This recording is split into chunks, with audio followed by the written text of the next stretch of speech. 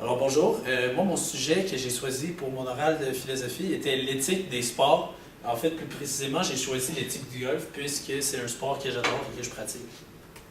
Alors en fait, pour commencer un petit peu, je vais vous parler un petit peu du golf. Alors le golf, c'est un sport de précision qui se joue sur un terrain extérieur. En fait, le but principal du jeu est d'envoyer une petite balle dans un trou à l'aide de bâtons. Le but du jeu consiste à effectuer sur un parcours défini le moins de coups possible tout en respectant les règles du jeu établi. La précision, l'endurance, la technicité et les concentrations sont parmi plusieurs qualités indispensables nécessaires pour ce sport. Le terrain de golf général antique contient habituellement un port de 72, ce qui veut dire que le golfeur doit réussir à frapper la balle 72 fois ou moins en l'espace de 18 trous. Évidemment, le moins de coups qu'on fait, le meilleur le score est. Alors, je vais vous présenter les différents niveaux au golf, afin de comprendre mon dilemme moral. Alors, on a le Pee-wee. Ça, c'est les jeunes de 11 à 14 ans. C'est vraiment là qui commencent à faire de la compétition. Ensuite de ça, on retrouve les juniors de 14 à 18 ans. Ça, c'est vraiment où les jeunes commencent à se développer. C'est là où on commence vraiment à voir le talent s'élever, le jeune talent. C'est là où les écoles commencent à recruter. Ensuite, on a les amateurs, les 17 ans et plus. Ça veut dire qu'il peut y avoir quasiment des professionnels dans ce niveau-là. Mais par contre, ils ne sont pas signés professionnels, ce qui veut dire qu'ils ne se font pas payer, mais ils sont âgés de 17 ans. Alors, tu peux retrouver du monde de 55 ans, du monde de 45 ans dans cette catégorie-là. Et ensuite de ça, il y a le professionnel. C'est ce qui est 17 ans et plus. Si tu n'as pas 17 ans, tu ne peux pas devenir professionnel. Les professionnels, ça peut aller jusqu'à 90 ans. Ça peut aller jusqu'à temps que le golfeur décide de ne plus être professionnel. Il s'agit juste d'être certifié professionnel. Puis ça, il y a différents circuits. On retrouve le PGA, ça c'est vraiment le top-notch circuit. Après ça, on retrouve le web.com qui est juste en dessous, le PGA of Canada qui est juste en dessous. Bref, plein de niveaux professionnels, plein de personnes âgées au-dessus de 17 ans. Alors, je vais vous expliquer un petit peu les règles de golf, encore une fois, pour bien comprendre mon dilemme moral. Alors, les règles du golf sont évidemment des procédures standardisées selon lesquelles le jeu du golf doit être joué. Alors, dans tous les sports, on trouve des règles, dans le hockey, dans tout, on trouve des règles afin que ça soit un jeu équitable et juste pour tout le monde. Alors, aux règles sont accordées l'étiquette, comportement d'un joueur sur le parcours, en fait, bien agir, bien s'habiller, bien respecter les partisans. Ça, c'est vraiment important au golf parce que c'est un sport qui est reconnu pour être de la classe. Ensuite, les appendices, concernant les règles locales, les normes techniques relatives à la concentration des clubs et des balles. Le nombre maximum de clubs tolérés dans un sac, en fait. Les balles ne sont pas illégales. Ouais. Et ensuite, il existe au total 34 règles disposées en 11 sections dans le sport du golf. Des fois, il y a du monde qui essaye de contourner ces règles-là et c'est là où se présente mon dilemme moral. On va en parler un petit peu plus tard. Alors, ensuite de ça, pour continuer, le US Open. Je suis certain que vous savez tous c'est quoi le US Open. Mais le US Open au golf, c'est l'un des 4 tournois majeurs du golf professionnel masculin sur le circuit de la PGA Tour. Alors, dans ces 4 tournois-là, on retrouve le Masters, le British Open et le PGA Championship, le championnat de la PGA. Il est disputé annuellement sur un parcours de golf aux États-Unis, sélectionné différemment à chaque année. Ça, c'est vraiment le gros tournoi. C'est le plus gros tournoi qui est reconnu au monde. C'est vraiment là où, c'est pour ça qu'on appelle ça le US Open, c'est ouvert au champ, c'est ouvert à tout le monde qui veut participer, soyant amateur, professionnel, junior, c'est vraiment ouvert à tout le monde. Alors, comment se qualifier? C'est le système de qualification est constitué d'un premier tour, ça se dispute sur 18 trous, et puis les qualifiants s'avancent au second tour. Puis celui-ci se déroule sous la forme de quelques tournois aux États-Unis, un en Europe et un au Japon, regroupant les vainqueurs du premier tour à d'autres joueurs exemptés du premier tour à d'autres de celui-ci. Ce dernier tour se joue en 36 trous, alors c'est 2 rondes de 18 trous. Et seulement le top 2 par état avance au gros tournoi. Alors, les premiers qui avancent au deuxième stage, ils jouent dans le deuxième stage, évidemment. Et puis les deux premiers, les deux scores les plus bas, ils avancent au US Open. Alors, maintenant qu'on a parlé du US Open, des règles du golf, les catégories et du golf un petit peu, je vais vous présenter ma mise en situation. Alors, Rio Obama est un jeune golfeur québécois très talentueux qui rêve depuis très longtemps de devenir professionnel sur le parcours du PGA Tour. Un des moyens d'accéder à ce rêve est de se qualifier pour un des plus gros tournois du monde, le US Open, comme j'ai mentionné plus tôt. Âgé de 17 ans, alors là, on voit que Hugo se retrouve dans soit junior, soit amateur. En fait, les deux. Hugo décide de s'inscrire pour la qualification. Surpris par lui-même, par son golf, Hugo se retrouve après tout dans le deuxième stage de l'épreuve, ce qui est vraiment un grand accomplissement pour un jeune de 17 ans, c'est rare qu'on voit ça. Alors le petit gars se retrouve alors au dernier trou de la qualification, sachant qu'il doit terminer avec un 4 pour avancer au US Open.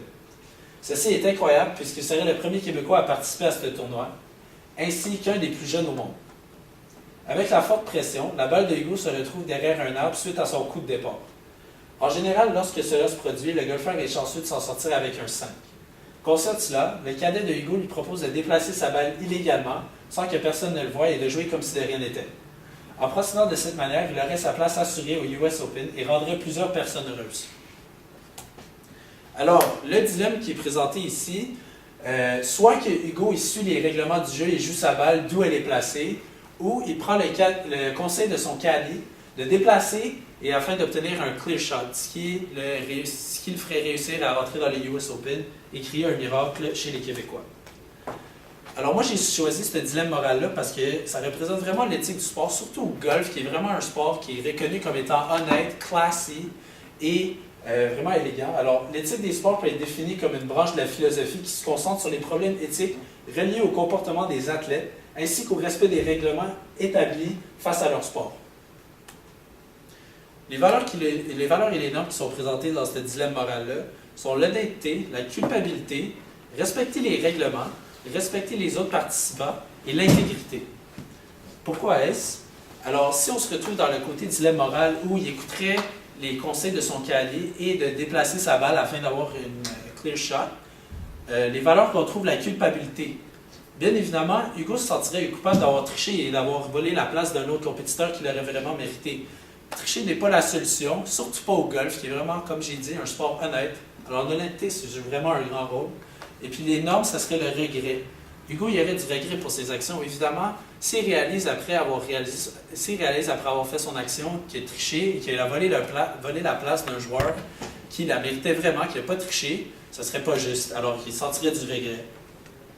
Si on se dirige du côté où il y avait à jouer sa balle d'où elle était, les valeurs, il y aurait de l'honnêteté.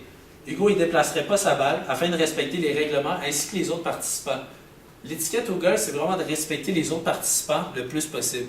Et puis quand tu manques de respect envers les autres golfeurs, ça va te suivre pour toujours. Alors Hugo, il se sentirait honnête, il jouerait sa balle lui, il accepterait le 5 et il apprendrait de ses erreurs pour la prochaine fois. Ensuite, l'intégrité. Hugo ne déplace pas sa balle, car pour lui, l'éthique est important. L'éthique est vraiment important dans le golf, parce que c'est vraiment un sport, encore une fois, qui est vraiment classy, il y a de la classe, et il faut se respecter en tant que joueur, parce que s'il y en a un qui triche, tout le monde va le faire, et ça ne deviendra plus un sport professionnel. Les normes, respecter les règles.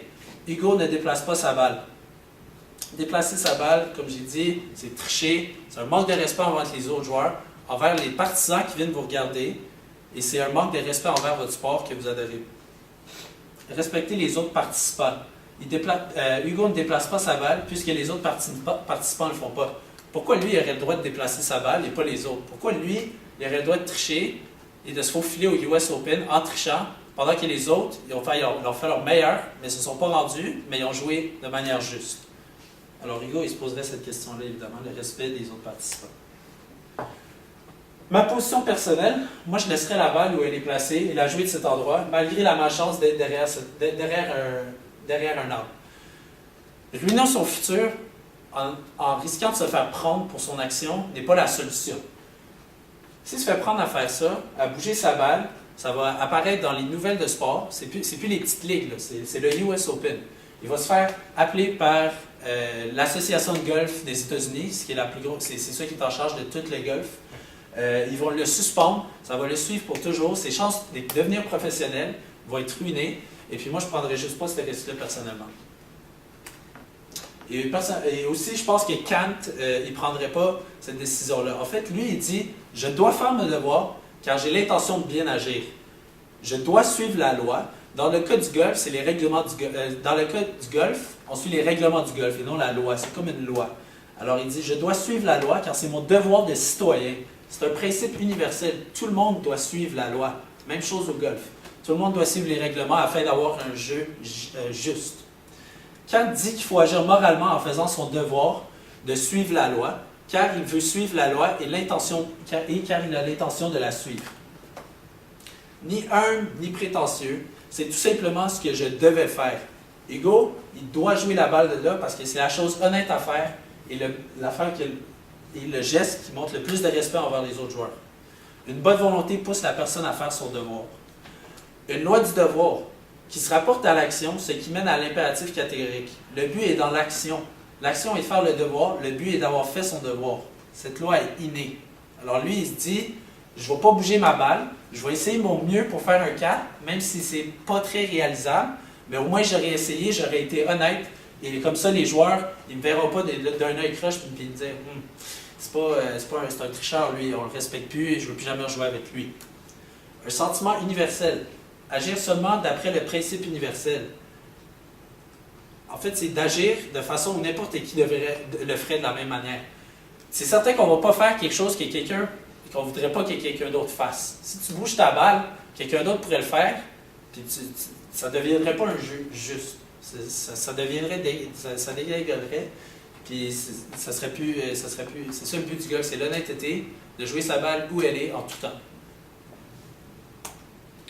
L'objection, ça serait de déplacer sa balle et obtenir un clear shot.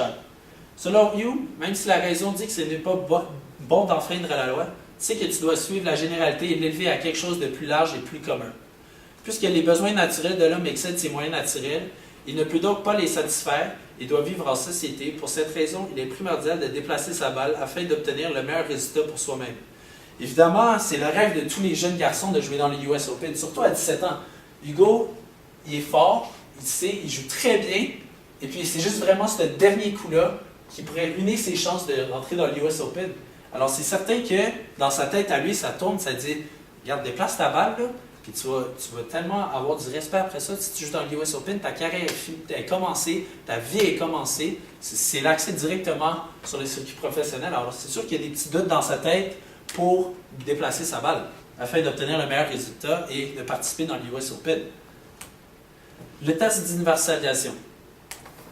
Pour prendre une bonne décision, Hugo s'est posé la question de l'universalisation, bien évidemment. Il s'est donc posé la question, si j'enfreins la loi, en fait, la loi dans ce cas-ci, c'est les règlements du golf, est-ce que je veux que tous les humains enfreignent la loi aussi, aux joueurs? Bien évidemment, la réponse va être non. Donc, Hugo sait qu'il doit jouer sa balle, d'où elle est placée, puisque le contraire n'est pas une action morale universelle. Tu ne veux pas que le monde le fasse, tu ne le fais pas. Tu gardes ça juste pour tout le monde.